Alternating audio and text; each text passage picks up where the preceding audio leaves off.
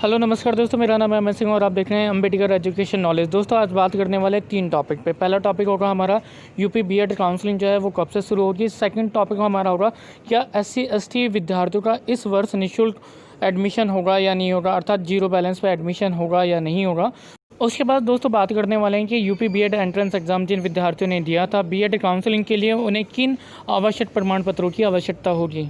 दोस्तों वीडियो शुरू करने से पहले आपसे कहना चाहते हैं, यदि आप हमारे YouTube चैनल पर पहली बार आए हैं तो हमारा YouTube चैनल सब्सक्राइब कर लें, साथ ही बेल आइकॉन दबा दें ताकि हम जब भी कोई नई वीडियो बनाते हैं उसका नोटिफिकेशन आपको सबसे पहले मिल जाए।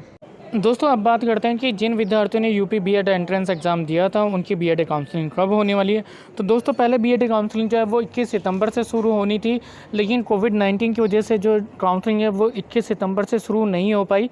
दोस्तों अब यूपी बीएड काउंसलिंग जो है 19 अक्टूबर से शुरू होकर 9 नवंबर 2020 तक चलेगी। अर्थात दोस्तों बीएड काउंसलिंग जो है 19 अक्टूबर से शुरू होगी और 9 नवंबर को जो है वो काउंसलिंग का अंतिम दिन होगा। दोस्तों अब बात करने वाले हैं क्या एससी एसटी विद्यार्थियों का इस वर्ष निःशुल्क एडमिशन होगा या नहीं होगा। तो दोस्तों उत्तर प्रदेश सरकार ने और लखनऊ विश्वविद्यालय ने जिसने यूपी बीएड एंट्रेंस एग्ज़ाम लिया था और जो काउंसलिंग कराएगा, अर्थात दोस्तों लखनऊ विश्वविद्यालय की तरफ से स्पष्ट कर दिया गया है कि इस वर्ष एससी एसटी विद्यार्थियों का निःशुल्क एडमिशन नहीं होगा। अर्थात दोस्तों जैसे आपने पहले देखा होगा कि एससी एसटी विद्यार्थियों का जीरो बैलेंस पर एडमिशन होता था, उन्हें काउंसलिंग फ़ीस ही देनी होती थी, उसके अलावा जो हमारी जो ट्यूशन फ़ीस होती थी 40,250 वो पेमेंट नहीं करनी होती थी। लेकिन दोस्तों इस बार लखनऊ विश्वविद्यालय की तरफ से और उत्तर प्रदेश सरकार की तरफ से स्पष्ट किया गया है कि इस वर्ष एससी एसटी का जीरो बैलेंस पर एडमिशन नहीं होगा। दोस्तों अब बात करने वाले हैं यूपी बीएड काउंसलिंग के लिए आपको किन प्रमाण पत्रों की आवश्यकता होगी।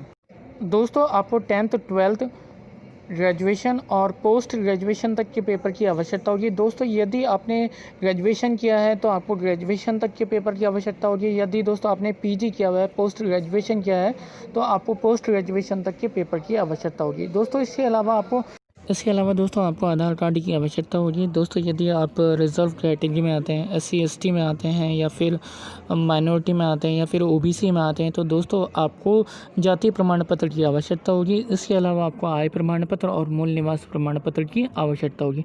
दोस्तों यदि आप EWS के माध्यम से आप एडमिशन लेना चाहते हैं तो आपके पास EWS का जो सर्टिफिकेट है वो होना अनिवार्य है। दोस्तों बीएड काउंसलिंग के समय आपकी 5,750 की ऑनलाइन पेमेंट होगी और दोस्तों उसके बाद आपको कॉलेज सेलेक्टेड करना है। जब आपका कॉलेज सेलेक्टेड हो जाएगा उसके बाद आपको 46,250 की ऑनलाइन पेमेंट करनी होगी।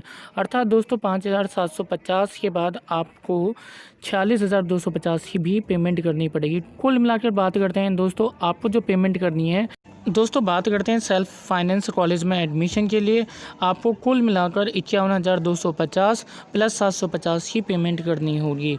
750 जो है वो काउंसलिंग चार्जेस होगा और 51,250 जो है वो बीएड फर्स्ट ईयर की फ़ीस होगी। दोस्तों इस वीडियो में इतना ही। वीडियो पसंद आई तो लाइक करें, अपने सभी दोस्तों को शेयर करें और चैनल सब्सक्राइब करें। दोस्तों मिलते हैं अगली वीडियो में। जय हिंद, जय भारत।